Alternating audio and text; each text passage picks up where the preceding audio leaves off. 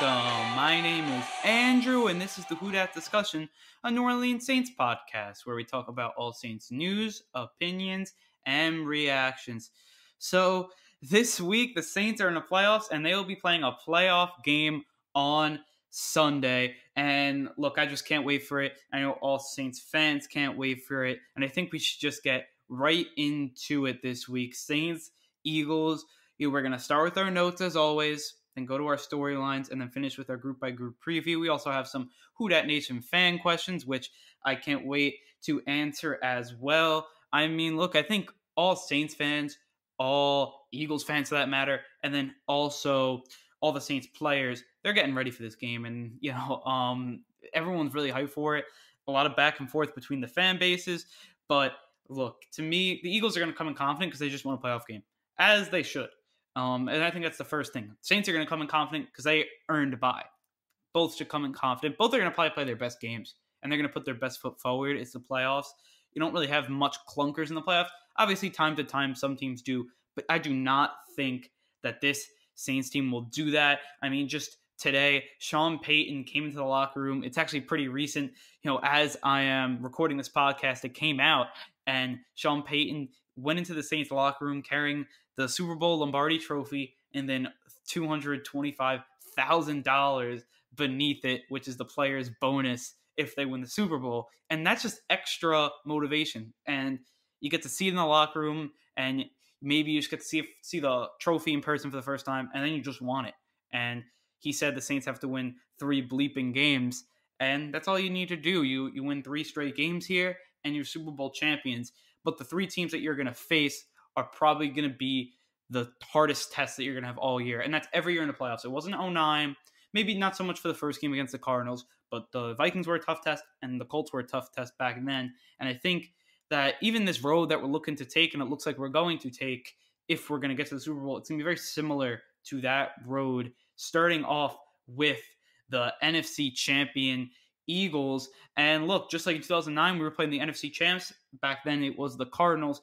So look, we're just going to start with some notes. First, the Saints, they are 2-3 under Sean Payton in divisional round games. The 2 wins came at home in 2009 and 2006. They actually started 2-0, and then we have lost 3 games since then in the divisional round. All 3 have been on the road. So I think that's the one consistent thing here. The Saints have been able to win divisional games at home, and they've been losing them on the road. So this one's home. So look, by that measure, it's looking good for the Saints. Also, the Saints are 2-0 after a bye week under Sean Payton. They won in 2006 against Philly and also in 2009 against the Cardinals. This would be the 3rd time the Saints will do that. And look, I think it definitely matters. I mean, you got to look at that. And after a bye, Sean Payton is lethal. He's since 2009, he's 9-1 after a bye week. He's going to try to get that into double digits in only 11 tries. I mean, look, that's really hard to do after a bye week. That amount of success. Saints are going to come out and they're going to play well.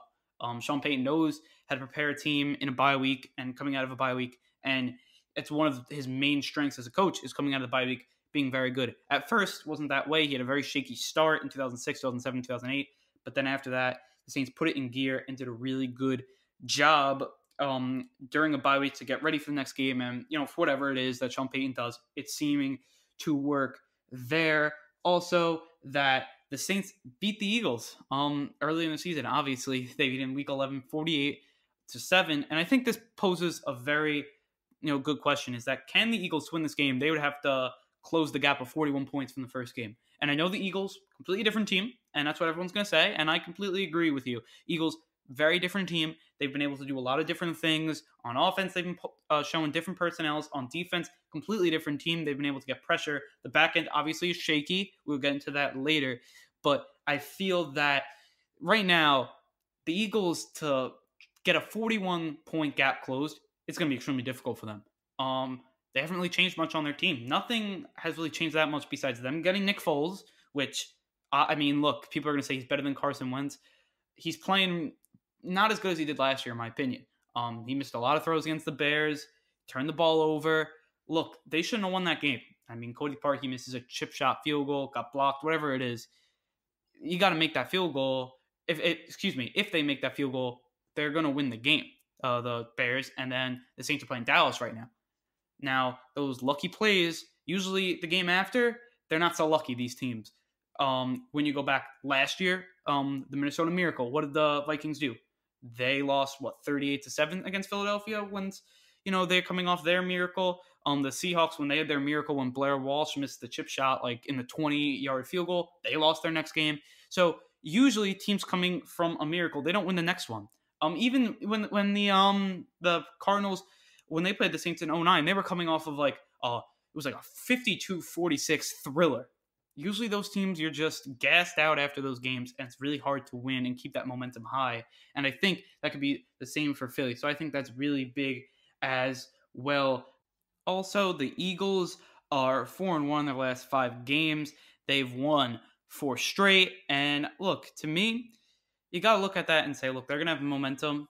I think the Saints also have momentum in this game. And I really think that the Eagles, what they're going to try to do is they're going to try to ride Nick Foles, ride his upswing right now, and see how far it goes. I think that's what they're going to try to do here in this game. They're probably going to let Nick Foles throw a lot of balls, run his read option, throw deep balls.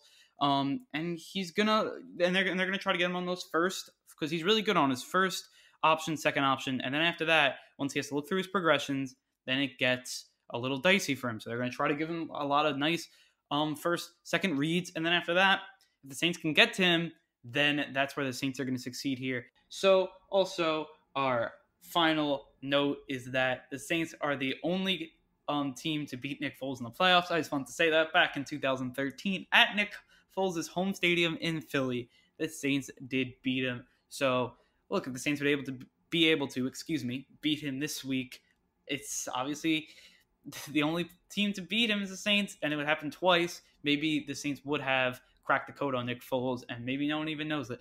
So I think that's a very interesting note there. So on to our playoff edition of our storylines. So we're just going to go through our 3 storylines as we always do. So our first storyline is, will Nick Foles continue his magic, or will the Saints be able to stop him, contain him? So to me, I don't think that Nick Foles will continue his, Foles magic, whatever you want to call it. Because to me, look, you looked at last week, he did not play well. And as much as you want to say the new monsters of the Midway, Bears, whatever it is, he was not that good. When you just look at it, he was missing wide open throws, not wide open throws, but clear pocket and the easy reads in front of him, and he completely missed it. Throwing balls over people's heads, throwing picks. And even in week 17 against the Redskins, he had a really good game against the Texans, a couple good games before that. But to me, when you're looking at these last 2 games of Nick Foles, nothing special. No more than a game manager. As much as I want to say, he did make some huge throws, very up and down QB. But when you put the pluses, you put the minuses there, it's been about average. Maybe not a game manager because he takes a lot of chances, but when you look at it, maybe it's an effect of a game manager because it's really just a net zero because he throws his picks, makes his big plays, and the Eagles didn't win because of Nick Foles last week. As much as you want to say he drove down, won the game for him, and I think that's very important because, look, Nick Foles, he's very good under pressure, clutch player. He went down the field, scored a touchdown, which was to seem like throw after throw, really good throws by him. But then he had the picks in the beginning of the game. They were able to stop him. The Bears were able to stop him for most of the games, and basically he was a non-factor until that final drive or the drive before that where they scored the touchdown. So really until the fourth quarter, almost a non-factor for him. The Eagles defense, their strengths played right into the Bears' weaknesses, and they were able to win a lot of matchups, the Eagles defense, and they completely shut down the Bears. Now, will they be able to do that against the Saints? Completely different offense? I don't think so. But the Eagles won that game because of their defense. And that's why I was really tempted to pick them. I did say watch out for the Eagles last week on my episode last week. And to me, it's just playing that way that maybe the Eagles will be able to pull off the upset. And it was true. But to me, Foles, if he would need to continue his magic, he would have to show something new.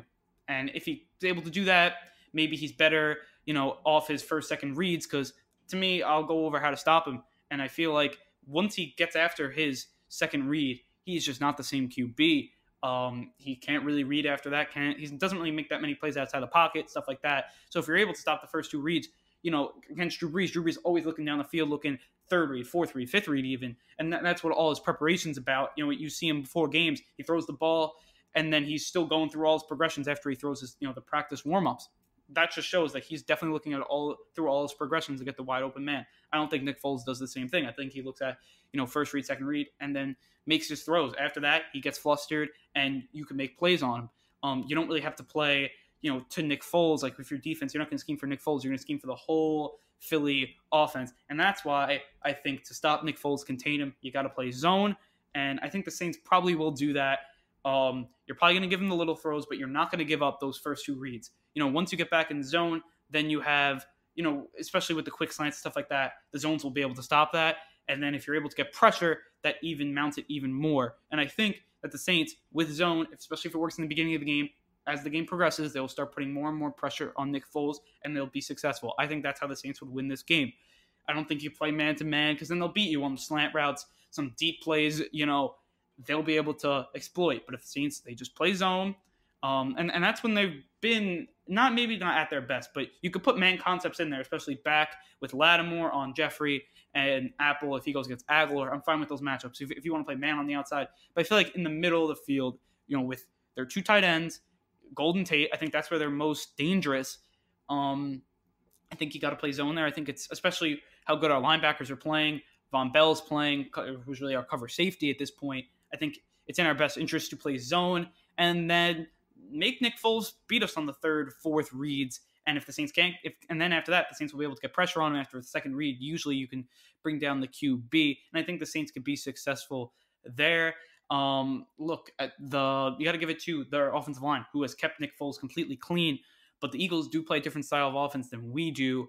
Look, they're also a better defense. So to me, the Eagles, when you look at it, last week they got stopped by a really good defense, and I think the Saints could maybe not emulate them, but I think they can put a similar performance out. Maybe it's not 16 points, maybe it's like 20 points, and I think the Saints would win the game easily if it's only 20 points, or 17 points or whatever it is. But I think the Saints will have a lot of success. The Eagles, look, when you look at it, they scored 24 against the Redskins and then only 16 against the Bears, both on the road. So now another road game. We'll see what happens there. But to me, I don't think this Nick Foles magic continues. So on to our next storyline, and that's who wins the line of scrimmage, which on defense and offense. So to me, when you look at it, you got to look at the Eagles' offensive line. We're going to start with the Saints on defense, and we'll go over to the Saints on offense. So when you look at their offensive line versus our defensive line, look, Jason Peters, all-pro, maybe future Hall of Famer. Lane Johnson, all-pro, could be a future Hall of Famer. Jason Kelsey, really good center. Brandon Brooks, good guard. These guys are going to show up by Pro Football Focus at the end of Week 17. They're ranked the 5th best O-line. I think we were the 8th or 9th, but that wasn't with Armstead fully in. So it was just a overall rating.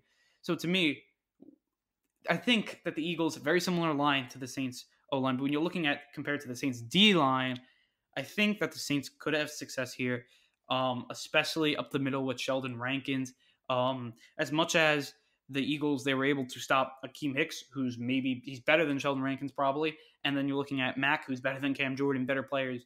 Where can the Saints get better there and do differently than what the Bears did, because they weren't able to get Nick Foles? And to me, I think Sheldon Rankins will be able to have some success there, because I think he's a little, as much as Akeem Hicks, amazing player, but he wins a lot of physical battles. I think also Rankins, he has a couple more moves, which will help him, the swim moves, stuff like that, when Hakeem Hicks is a very physical player. And also, I think what's really going to help the Saints is Marcus Davenport. Maybe you won't see a 3-sack game from Cam Jordan or a 2-sack game from Cam Jordan, but he's going to take the double teams, and then you have one-on-one with Marcus Davenport or Alex Okafor, and I think those players will be able to get the pressure on Nick Foles. I think Davenport's going to have his coming out party in this game. To me, I think he's going to have more than 1 sack.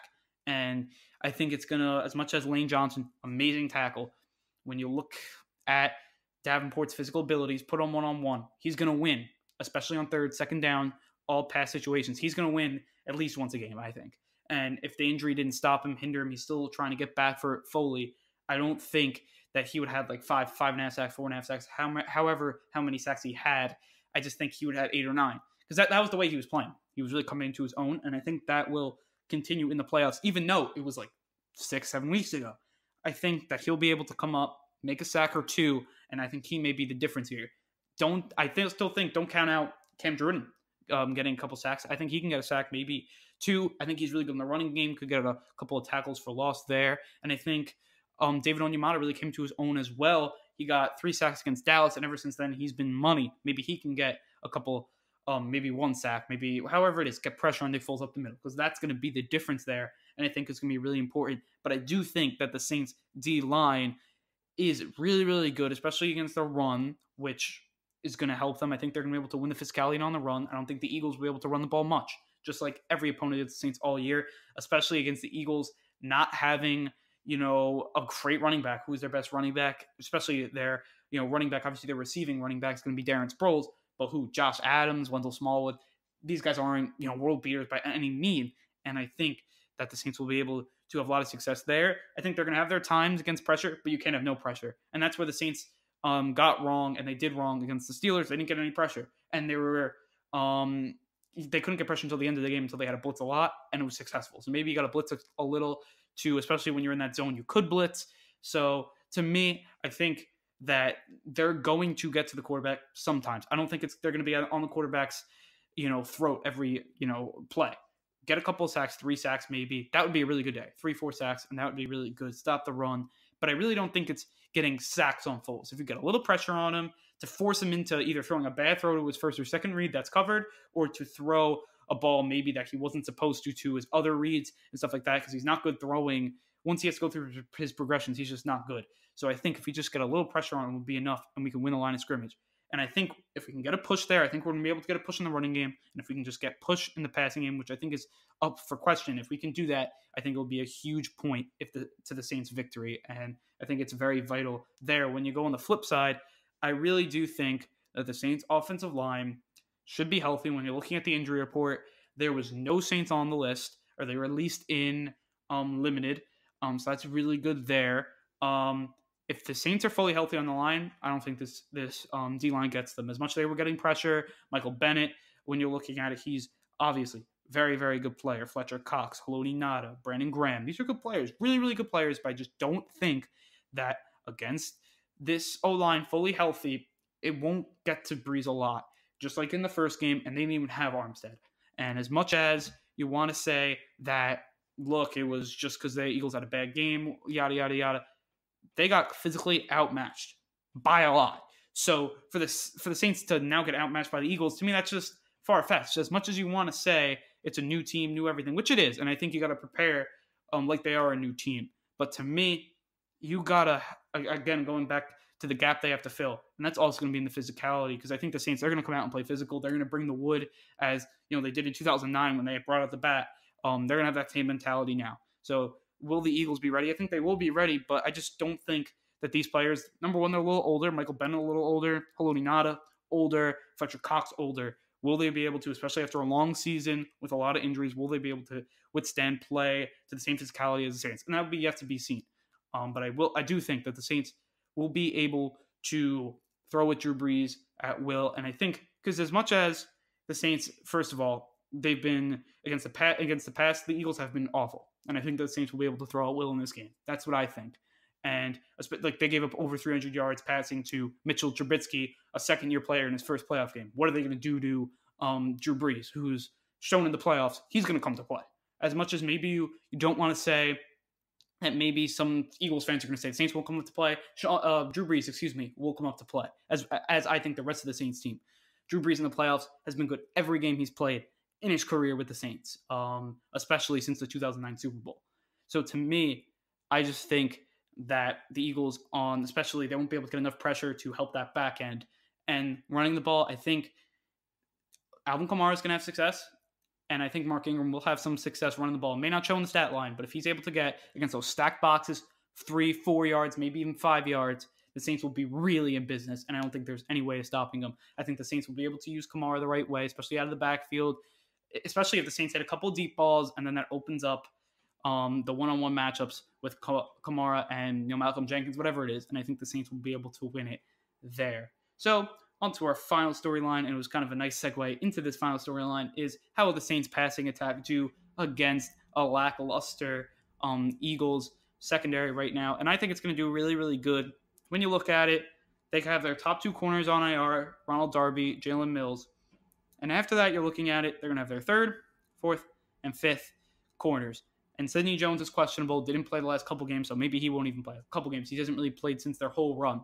So to me, look, they've won games without Sidney Jones. I don't think they even need Sidney Jones. But when you're looking at Rasul Douglas and Avonte Maddox, those players against Michael Thomas, Ted Ginn, these name players that NFL fans know, it's going to be very hard for them to stop them. They're going to have to put Malcolm Jenkins, Corey Graham on the other side to help with Mike Thomas, and it's going to leave a lot of one-on-one matchups with Traquan Smith and Ted Ginn, and I think they will be able to win them. And then once they win a couple, then you can't play double team on Mike Thomas. They're going to come off of him, and then Michael will open up Michael Thomas a ton. And I think that's going to really help the Saints there, and I think they're going to be able to throw at will in this game. And I think the screen game will maybe come back, I think, as well. Watch out for that. And then I think what the Saints also could be really successful in is the way that not only the screens, but the way that they can do their short passing.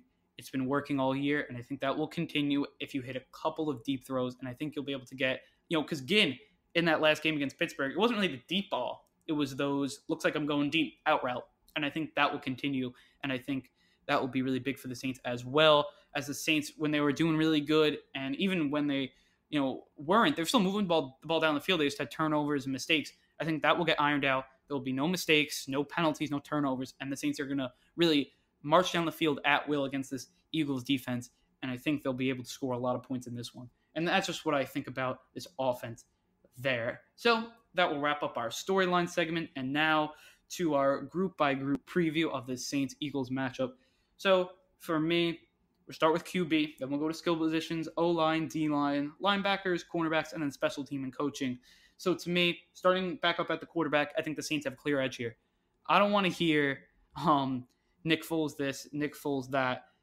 I just don't think that it's going to be better than Drew Brees. And I think that's a valid thing to say. I mean, even if Eagles fans, maybe they're watching this, in the bottom of your heart, Drew Brees is much better than Nick Foles. And Nick Foles hasn't played that good lately. So when you look at it, he's making mistakes, which he really didn't last year in the playoff run. He was not making any mistakes. The Vikings game, no mistakes. Patriots game, no mistakes. Really, against the Falcons, which was more of a grinded out game, that was no mistakes either. And now he's been throwing picks, making mistakes there. And Drew Brees, he's been an amazing playoff quarterback. And I know he doesn't have this amazing record in the playoffs, but the defense has time and time again in the past let him down, and I don't think that will continue this year. And I think he's going to come up, play really solid, and this MVP candidate is going to play an amazing game, MVP-type game, and I think it will be really big for the Saints there. On to our next group, and that's the skill position group. And to me, when you're looking at it, I just think that the Saints are superior to the Eagles there. Now, first, the Eagles, they do have some good wide receivers. They have Golden Tate, Alshon Jeffrey, Nelson Aguilar, Jordan Matthews. These are good players. They are. They're good, solid receivers, but they're running backs. They got no depth there. When your best running back is an old Darren Sproles, that's just not that good there. And the Saints, with Mark Ingram and Alvin Kamara, that's hugely more impactful than what the Eagles have. And I think, especially out of the backfield, and I think Kamara is much better than an old Darren Sproles out of the backfield, running the ball against stacked boxes. The Saints definitely have the edge there. And I think that Michael Thomas is the best receiver out of all of these receivers on both teams. I think Ted Ginn, he's not, I think, an Alshon Jeffrey or Golden Tate, but I think he's better than Nelson Aguilar. And I think Traquan Smith, if he plays in the slot or whatever, I think he can have a big day. Maybe not he's Golden Tate, maybe he's not Dallas Goedert, but he's going to have I think a good day, solid day. And if, Keith Kirkwood, I think is another player you got to play. I think he will play a little bit. I think out of all the Saints undrafted free agents, he will be the one to play. So to me, I think the Saints do have the edge here, and especially how they've been playing of late. Look, as much as you want to say Alshon Jeffrey playing really good, and Golden Tate caught the game-winning touchdown, Nelson Aguilar, I just don't think that it's better than the Saints. That's just my opinion. Maybe some Eagles, you're going to probably go the other way, but I just don't see that. And I'm going to go fully Saints are better on skill. Onto the O-line group, and I'm going to put it a push here, especially if the Saints are healthy. If the Saints are healthy, I think it's a push. Both are playing at the top level, top three offensive lines. I think these are definitely the best offensive lines in the NFC when you're looking at it. The Rams also have really good O-line, and so do the Cowboys, but I think these two are better. And because Cowboys are a little banged up. The Rams of late hasn't been as good as it was earlier in the season. So to me, I just feel that these O-lines very top 3 to me in the league, maybe top 5 in the league, both really good. And you got to give it to both teams. To get pressure on this Eagles O-line, maybe you'll have to bring an extra guy, but I think one-on-one, the Saints may have a little success. Probably not against Lane Johnson or Jason Peters, which I think maybe Lane Johnson they could get something on. Probably not Jason Peters, but to me, you move Cameron Jordan maybe interior a little bit. If he has to maybe go up against the left guard, make him go against the left guard with Isaac Samalu, not as good as a player. You get the matchups you want, and I think you'll be able to do that. And I think they'll be able to get some pressure. They probably won't have 7 sacks, 8 sacks, but if you can get 3, 4, that'd be a really, really productive day for this Saints defensive line. When you look at the Saints, I think they'll be able to stop, especially if they're healthy. I think they'll be able to stop this the D line, for the Eagles. I think that when you're looking at it, the Eagles, they do have a pretty good D-line, very good D-line, but to me, it's much better against the run than it is against the pass. A lot of those guys are older, and they can't get to the quarterback as much as they used to. They're not at the top of their game. When looking at it, though, I think our line, it's more equal throughout. I think our weak link is Andrews Pete, and he's not really much of a weak link. He would be a good player on a lot of teams, but for us, I think he's our 5th best. When looking at other players, I think Unger and Larry Walford, very good players interior. So I think we're good in the interior as well as the exterior. If Armstead plays and Ramczyk, he's just been, second team All-Pro, really good player there. So to me, I think that we'll be able to at least not give up a ton of sacks. I don't think we'll give up a lot. I don't think we'll probably give up 1, maybe 2 we give up, 1 or 2 or none. I don't see them getting, ruining this game. Like Dallas ruined the game against us when they played in Dallas, however many weeks ago, 5, 6 weeks ago. Now that's how long it's been since that game. And I think when you're looking at it, I don't think they'll be able to ruin a game like Dallas did there. And I think, to me, you just got to get it a push there. I think both the lines are really, really special, and they're very good in their own rights. Going on to the D-line, look, both D-lines very, very good, but I think the Saints have the edge here. They've been able to get to the quarterback a little more. They've been stopping the run a little more. They've just been better slightly in both, and I think that will continue in this game. I think they're a very, very good defensive line. Cameron Jordan, Sheldon Rankins, they combined for 20 sacks. Then you have Davenport fully healthy with Alex Okafor, who's, I think, going to be healthy coming into this game. And I think the Saints will have a lot of success there. Taylor Stallworth, when we look at the interior guys, also really good. Tyler Davidson, David Onyemata. I think that this team, they should have some success, a lot of success here. Look, maybe it won't be 6 sacks, but I think we'll be able to stop the run and get a lot of sacks, at least a decent amount of sacks on Nick Foles there. And just the D-line, as we just said, I just don't think they'll be able to get enough pressure to really disrupt this game and bring Drew Brees' passing game to a halt. Even the running, I don't think they'll be able to stop us fully. Maybe we don't have a great running game, but I think we could have a great running game, and I wouldn't be surprised if we run the ball well in this game. Now onto our linebackers. Saints, I think, have a really clear edge. Number 1, I think this is the best unit for the Saints all year. Coming into the year, the Saints, a little shaky in the linebacking core. They've been great all year. Got to give it to Mario Davis, Alex Anzalone, and also AJ Klein. Been amazing, and I think that they are a good level better than Bradham, Graham, and Jordan Hicks, Grugier Hill. I just think that the Saints are better there. They help the Saints run game a lot. They're able to guard tight ends. Look what they did to Zach Ertz and Goddard in the first game. They were able to stop them, and I think that will continue in this game, and I think they'll be very, very good there. The cornerbacks and the whole secondary, and then in our next group, I think the Saints have a clear edge. I just really do. A very good edge. I think the Saints, especially of late, they've been maybe a little below average to average, but the Eagles have been one of the worst in the game. Maybe the Saints have been average, but the Eagles, not very good at all. They've been able to give up a lot of passing yards. Trubisky had a lot. Deshaun Watson lit them up basically in that game, and they were lucky that Nick Foles had a vintage game there. But to me, I just think that Drew Brees will be able to have a very successful game against that secondary. And I think Nick Foles, I think we match up really good against this team. And especially on offense against our defense, I think that we can stop Jeffrey with Lattimore. I think we could stop Aguilar with Apple. And I think PJ Williams could stop Golden Tate. I do think that. And I think Von Bell, with some help from the linebackers, can stop Zach Ertz and Dallas Goedert. So I think the Saints will have a very successful game with the secondary. I don't think they're going to get lit up by any means. I mean, they're probably going to score some points, but I don't think it's going to be like a debacle, 35, 30 points. I just don't see that into this game there. And then our final group is our special teams and coaching. And I think, again, Saints have a very good edge here. Jake Elliott, who was a really good kicker last year, this year, not having the same success there. When you look at it, Golden Tate, punt returner, Corey Clement, who's on injury reserve, so they won't even have his duties on kick returning. It'll be probably Golden Tate. And look, that's just, to me, I'll take what we have, maybe equal there. When you look at Taysom Hill, the possibility for a block punt. When you're looking at Justin Hardy, the possibility that he's going to run down a guy, be amazing on punt. That's not a possibility. It's going to happen. He's going to run down guys on punts, as you know. And when you look at Cameron Johnson, not a bad punter either. The Australian kid, really, he's pretty young there. I think he played for Ohio State, but I think that Morstead's much better than him, and I think Will Lutz is better than Jake Elliott. So I think the Saints have the edge there. And when looking at coaching, I think Sean Payton will get these guys ready to play. And Doug Peterson, really good coach, won the Super Bowl last year, got his guys from not good, under 500 to a playoff. I think they were 6-7, and they went to the playoffs. That's amazing. So give it off to Doug Peterson. But I think Sean Payton is a superior play caller. I think he's superior in getting his guys ready to play. And I think that that's going to help the Saints get this win there. So on to our score prediction. And when looking at this, I do think that maybe in the beginning it stays close, but I think the Saints will pull away in this one.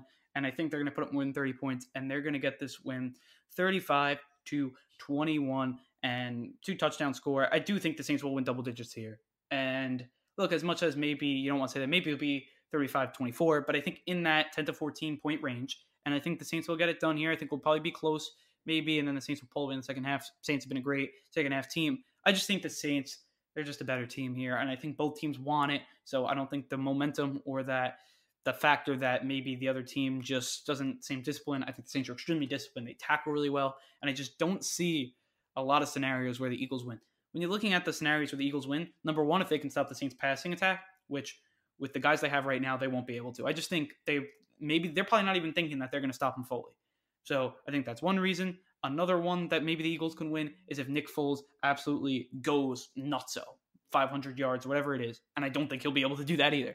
So if Nick Foles can outduel Drew Brees, then so be it. But I just don't see that. I don't think Nick Foles will do that. A backup QB. Because that's what he is at the end of the day. As much as people want to say Super Bowl champion, he's still a backup QB. And I don't think it will be enough to beat the Saints. And I think the Saints, like that Cardinals game, I think the Saints will get a win in double digits there. So our next segment is our Who Dat Nation fan questions. And we just got one this week, one question. And look, it was obviously a lot of people were asking it. So I think we're just going to get right into it, especially as I did my playoff preview last week. Didn't do so well, but this week I'll put my picks out at the end of the episode. But first, the question was, what is the Saints' easiest road to the Super Bowl? And when you're looking at it, I think they kind of got it. The Bears, who I think could have beat the Saints, they're out. The best defense in the NFC is out. So I think that's really big. I think as much as the Cowboys, very, very good defense. I think the Saints at home, especially already playing the Cowboys, will have success against them. I was already getting ready to, start doing and start preparing for a preview of Saints Cowboys, especially when that kick was going up and everything. And it just wasn't meant to be. Obviously, we'll see if the Cowboys can win against the Rams. But I do think that the Saints, they got their easiest game. I think they match up extremely well against the Eagles, and I think that will continue in this game. And I think they'll be able to get the win. And when you look at the next game, the Rams, they've already beaten the Rams, but to play them twice, they're going to put up probably new things. But I think if we play them twice, I think it's more advantageous for us because they have a lot of trick plays, stuff like that, and they won't be able to show that because they showed a lot of it already in the first game. So to me, when looking at it, who would I rather play? It's about equal between Dallas and the Rams. I think maybe for the story factor, you go Dallas because I think if we play Dallas again, I think we'd beat them. I don't think we're losing twice to Dallas for sure. So maybe because I think maybe the Rams, if they had an amazing offensive day, they definitely have the offensive firepower to beat us, which the Cowboys I don't think do. I think their defense obviously is good enough to beat us, but I don't think they will be able to stump Sean Payton twice. And I think that's why the Cowboys, I think, may be an easier matchup there. So with all that said, I think we should start to wrap up this podcast. Look, if you like this podcast, like this episode, you can follow us on Twitter at the Who Dat Dis, on Instagram at Who Dat Discussion, on Podomatic at the Who Dat Discussion, and also you could subscribe to our YouTube channel, our iTunes channel, Google Play channel, Spotify channel, all that fun stuff. We are at the Who Dat Discussion on there, on all those sites. Please like, comment, rate us, review. All that stuff's really helpful for the growth of this podcast. So just really quickly, my picks for this week. I think that the Colts will beat the Chiefs, as I said. I think that will hold true, and I think the Patriots will go and beat the Chargers, as the Patriots are my pick to go out of the AFC into the Super Bowl. So I think on that side, that's what's going to be. And Rams-Cowboys, I think that's a really interesting one, and I think that we don't really know much about it. We don't really know what's going to happen, excuse me. I think it could really go either way. I think you can see the Cowboys doing really good on offense, and their defense is enough to beat the Rams. I can definitely see that happen. And I could see Dak Prescott have a really good game. I could see Zeke have a really good game because the Rams defense is not good. And I think the Cowboys defense maybe will be able to stop that offense. But one thing I will say about the Cowboys defense, they are prone to maybe giving up those trick plays. Just the way they play defense, they play very basic, and they let their players move around and let the talent speak for itself. And when you get into trick plays, that can get into confusions, and they could get beat there. I think it's really, really close. I kind of want to see the Cowboys play the Saints, so maybe I should go Cowboys. But I think the Rams offense will be, I don't know here. It's really tough because McVay hasn't won a playoff game, and Goff has didn't play good in the last playoff game. I think that definitely they're going to probably try to put up a similar game plan they did against the Saints, and they were successful, but that was also at Cowboys. So I think that the Rams will win this one in a very, very close game, but I think that the Rams will pull it out there, and the Cowboys, maybe it's one of those big plays that beats them. So that's just what I feel there, and I'm obviously going to go with the Saints against the Eagles, as we had this whole preview on it. So I just want to say, guys, definitely this game's going to be really big, obviously. Win or go home. Definitely, if anyone who's listening is going to the Dome, bring the noise. As Alvin Kamara said, you're not just the 12th man, you're the 13th man. You're really two players, and definitely show that. People are scared to play in the Dome, and we've seen it on the national media said it. Old players have said it. Veteran players have said it. It's tough to play in there, and definitely show up to have a lot of noise. I know you guys will, and look, I know it's going to be so loud in there. No one will be able to think, and just keep that energy up the whole game, no matter how it goes, because it's win or go home. And this Saints team, to me, has a real chance to go to the Super Bowl, and this is where the road starts, guys. We win this game, then we just got to win 2 more games to hold up that Lombardi trophy. So with all that said, I wanted to say thank you, prove them right, and who dat?